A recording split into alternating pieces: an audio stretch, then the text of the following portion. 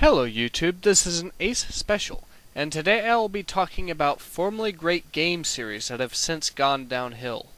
Specifically, I will be doing my top 5 examples which originated on PC. I did this to narrow the list down, so don't be surprised that I won't mention Sonic the Hedgehog or other console series. Number 5 on my list is the Army Men series. This one is fairly obvious and famous to folks, but I will preach to the choir on the history of this series and why it has fallen. Army Men was a great top-view shooter game that had you control plastic toy soldiers. The series has featured a sense of humor so corny and lame that it actually becomes difficult not to laugh. Unfortunately, the developers made two very big mistakes with this series. First, they focused on quantity instead of quality, making more games that are just not as good or in some cases are outright terrible. Second, and the more sinister mistake, was that they consoleized the series. Now, for those who don't understand the term, allow me to explain. Many great console games actually started out as PC games, which were ported over to the consoles. Typically, the ports remove certain bits of the game, and it is of lower quality than the original PC version, but often still a major hit on the console.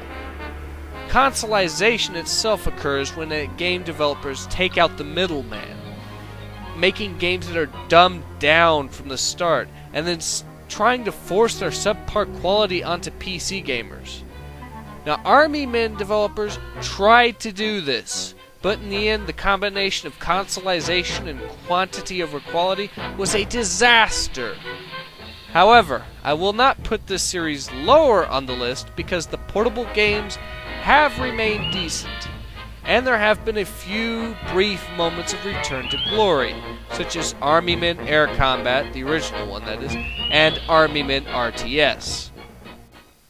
Next on my list is number 4, known by name of Command & Conquer, which I will include the Dune Universe games, which were made by the same people, played about the same, and even used some of the same units into this series. Now, Command & Conquer, or C&C, was made by Westwood back in the day. However, EA Games has cut out the middleman and is now making them itself.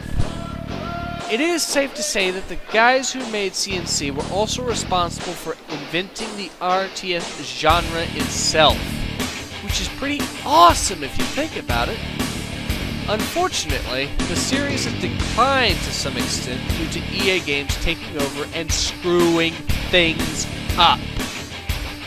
It may be that these guys just don't know how to do RTS games anymore, especially since Generals was the last batch of the series we had for quite a few years until C&C 3. Whatever the case may be, the games seem more cartoony and less in tune with the dark tone that they once had with the original Red Alert and the two first Tiberium games. Talking about issues with EA Games fits perfectly with my next number on the list, the Janes series. For those who are lucky enough to be in on the great PC gaming of the mid to late 90s like I was, Janes was the go-to series for combat simulation games. Their conquests and triumphs include 688I, Hunter Killer, USNF 97, F-15, FA-18 Hornet, IAF, Fleet Command, and World War II fighters. Unfortunately, like Westwood, Janes was dissolved by EA, and the story should have ended there at the very least with a high note. Unfortunately, two games have prevented this high note ending, as in the early 2000s, Execat released a game with the Janes name slapped onto it, and did so with it being a bug-ridden and unpolished mess. Everything about this title, Janes Attack Squadron, was dated by PC standards, even if the graphics in particular were many years ahead of console games. Worse still, a more recent game has come out bearing the Janes name, and this game was terrible! Worse still, it was not only terrible, but it was a generic arcade flight game with the Janes name slapped onto the title to just sell a few extra copies. This is a desecration of a classic, and Trickstar Games should be ashamed of making Jane's Advanced Strike Fighters. My next number on the list will be recognized by many medieval warfare and city building fans. Yes, number 2 is the Stronghold series, and after Stronghold 3 got released, it is most fitting that this series is placed at number 2, because Stronghold 3 is shit! Okay, let me explain. Stronghold was a game centered around 2 things: building a castle SimCity style, and fighting medieval battles with various types of troops. The original game was a classic, brought to us by Firefly. They put quite a bit of effort into the game, giving the gameplay depth and adding some style to it. This continued on with the expansion and even the sequel. Now the sequel itself has been slammed by many other reviewers for bugs that existed on the release, which is true. I will have to say though that once they patched it, every gamer I know of enjoyed Stronghold 2, and it was in truth a good game. Sadly, this is where things start to go downhill.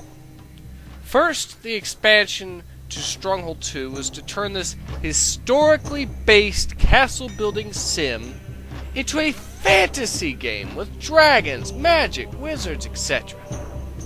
Wow!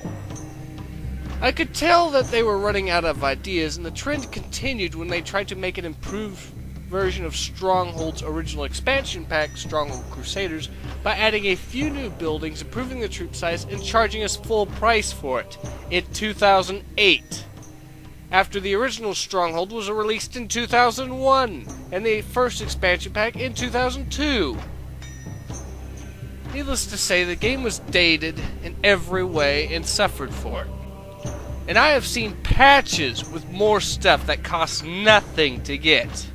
But the lowest point so far came with the release of Stronghold 3, which was heavily bugged, poorly optimized, and didn't even contain a single new unit! With all the previous titles, it has been painful to watch their declines, but the decline for the next series literally killed it off. And this is a particular shame, because this series included my favorite RTS game of all time.